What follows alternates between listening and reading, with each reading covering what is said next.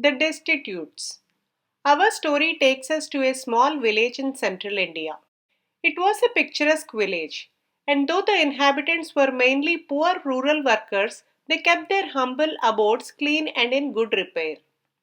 On the outskirts of this village was an old mission house, and several years ago, a Buddhist monk took over the house and spent his time looking after the welfare of the village people.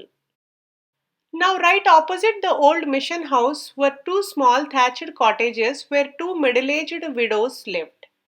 One of the widows was a cheerful woman who always had a kind word for everyone. But the other widow had a mean and selfish disposition and seemed to spend her whole time grumbling about everyone and everything. One stormy evening, at the beginning of the monsoon, the selfish woman who was just about to eat her evening meal was surprised to hear a knock on her door.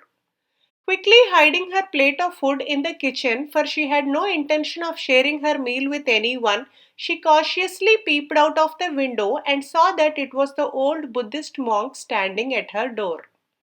Her first thoughts were that the monk may be calling to beg or borrow something, but then she thought he might be bringing some small gift. Opening the door, she feigned surprise at the sight of the monk. "Come in, father," she said, eyeing him suspiciously. "It is a pity I have already eaten my evening meal. Otherwise, it would have been a pleasure to share it with you." "No, no, my child," replied the monk with a smile. "I have only come here on an errand of mercy.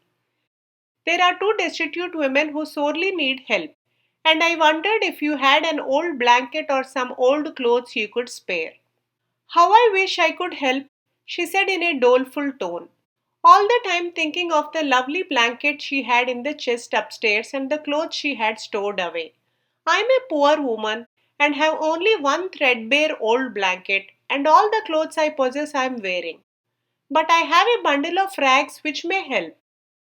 Without waiting for the monk to reply, she bustled into her kitchen and returned with an armful of rags. The old monk smiled as he took the bundle of rags. "Even these will be useful to a woman who has nothing." The selfish woman was glad when the monk went on his way and thankful that his visit had only cost her a bundle of useless rags. Making his way to the cottage next door, the old monk knocked and the door was promptly opened and he was greeted with a broad smile and a welcome greeting.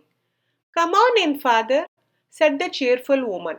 "It is going to be a stormy night and you are just in time for a cup of coffee." As the monk sat enjoying his coffee, he told the woman his sorrowful tale of the two destitute women. "How terrible," said the woman in a sad voice. "Now I have a thick blanket that was given to me as a wedding gift.